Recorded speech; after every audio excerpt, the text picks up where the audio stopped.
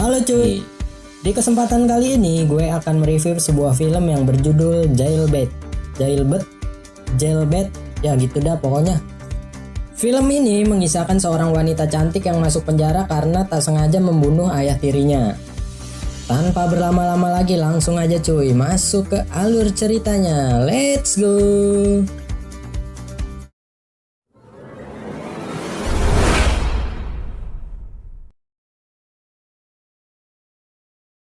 Cerita diawali dengan memperlihatkan seorang wanita bernama Anna Nix yang sedang bermain selo.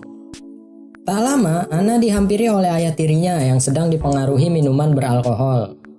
Di sini diperlihatkan bejatnya seorang bapak yang memaksa anaknya untuk melakukan mantap. Tanpa sengaja Anna menendang sang bapak sampai terpental dan tertusuk oleh benda tajam, hingga pada akhirnya sang ayah tewas. Di persidangan tak ada satu orang pun yang percaya dengan Anna, dan bahkan ibu kandungnya sendiri pun malah membela sang ayah dan mengatakan bahwa ayahnya adalah orang yang baik. Pada akhirnya Anna divonis 4 tahun penjara. Kemudian Anna langsung dibawa ke penjara gadis seusianya. Di sana Anna langsung diberi arahan oleh kepala sipir yang bernama Frank.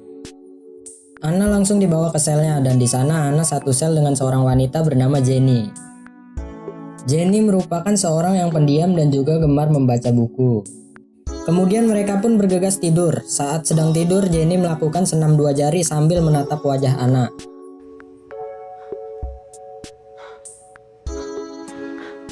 Kemudian seluruh napi digiring keluar untuk beraktivitas. Di sana Anna dihampiri seorang wanita pemimpin geng yang bernama Cody. Cody mengajak Anna untuk bergabung dengan kelompoknya, tetapi Anna menolaknya.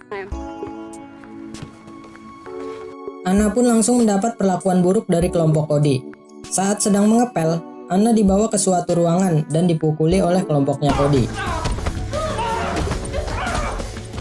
Anna ditanya oleh penjaga siapa yang telah memukulinya, namun Anna enggan memberitahunya. Anna pun langsung dirawat oleh seorang wanita yang bernama Jen. Kemudian Anna menghampiri Frank untuk meminta bantuan. Frank menawarkan perlindungan ke Anna dari kejamnya napi yang ada di sana. Tetapi dengan syarat ia harus esek-esek dengan Frank terlebih dahulu. Anna menolaknya lalu pergi meninggalkan Frank. Di sel, Jenny mencoba untuk menenangkan Anna dan tanpa sadar Anna diajak perang tanpa pedang oleh Jenny. Setelah selesai, mereka pun kembali beraktivitas dan di sana Anna diganggu oleh geng kulit hitam. Karena tak kuat menahan bulian dari geng-geng yang ada di sana, Anna pun memutuskan untuk bergabung dengan kelompoknya Cody. Cody pun langsung menjelaskan syarat untuk masuk ke kelompoknya. Anna disuruh memukuli salah satu geng kulit hitam sambil direkam oleh Cody. Hal itu dikarenakan agar nanti jika Anna berkhianat, Cody bisa melaporkan bukti rekamannya. Setelah perkelahian itu, Anna langsung dipanggil oleh Frank. Ya kalian tahu sendiri lah cuy, kalau udah berhadapan dengan om-om kadal bintit ini, ujung-ujungnya berbau pergenjotan. Frank menawarkan kepada Anna ia harus melayaninya atau dia akan dikurung selama 1 bulan di sel yang gelap. Dengan berat hati, Anna pun terpaksa harus melayani Frank.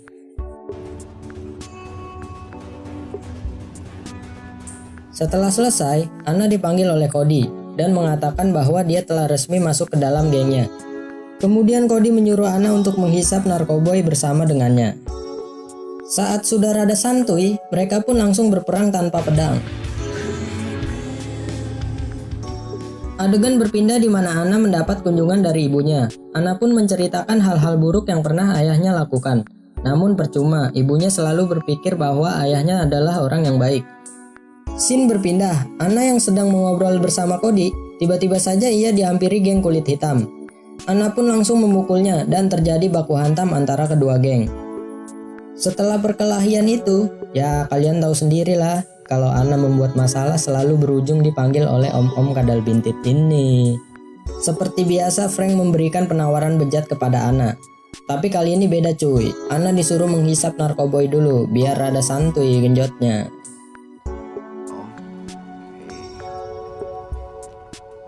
Adegan berpindah di mana Anna sudah berubah dan tidak bisa mengendalikan amarahnya. Hal itu dikarenakan genjotan-genjotan yang menimpanya setiap waktu dan juga obat-obatan yang terus dia konsumsi.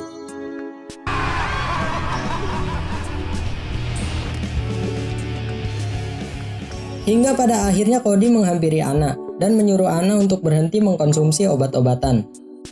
Kemudian Anna yang sudah depresi mencoba untuk bunuh diri, namun rencananya berhasil digagalkan oleh salah satu penjaga di sana.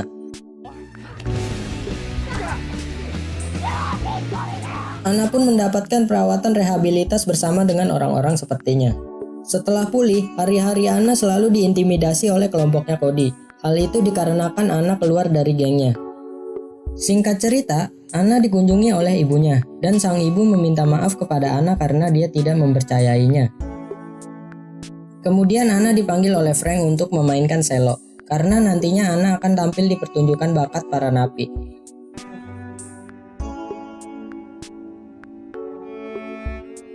Anna yang sudah muak dengan kelakuan Frank, ia mencoba meminta bantuan kepada Jen untuk melaporkannya.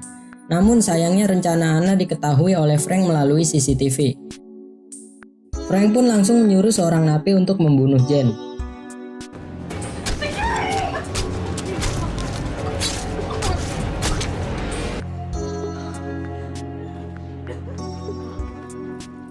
Singkat cerita, tiba pada saatnya acara pertunjukan bakat, dan di sana Anna memainkan selonya.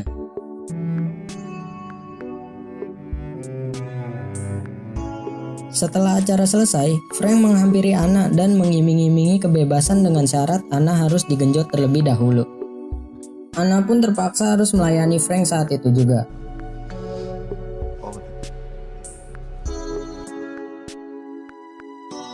Setelah itu, Anna menemui Cody untuk bekerja sama menghancurkan Frank. Anna pun meminjam HP kepada Cody agar nanti saat dia sedang mantap-mantap dengan Frank, ia secara diam-diam akan merekamnya. Mendengar hal itu, Cody pun setuju untuk bekerja sama dengan Anna.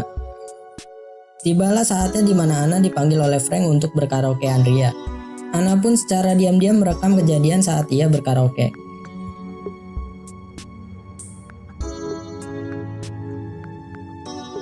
Di hari itu juga ada pengajuan bebas bersyarat apabila tahanan tersebut memenuhi kriteria. Anna pun bercerita tentang kehidupannya di penjara, dan juga ia menyesal dan tidak akan mengulangi perbuatannya lagi. Pada saat Frank berbicara, ia tidak membela Anna dan juga berbicara buruk tentang Anna. Pada saat itu juga Anna langsung menunjukkan bukti rekaman saat ia berkaraokean ria dengan Frank. Frank pun langsung ditangkap dan Anna akhirnya dibebaskan.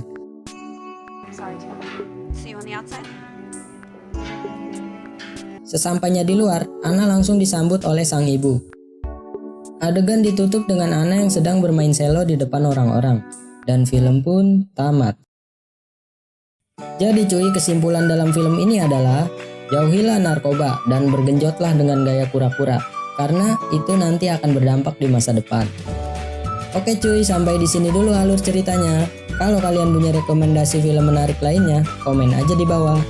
Thank you and see you in the next video. Bye bye.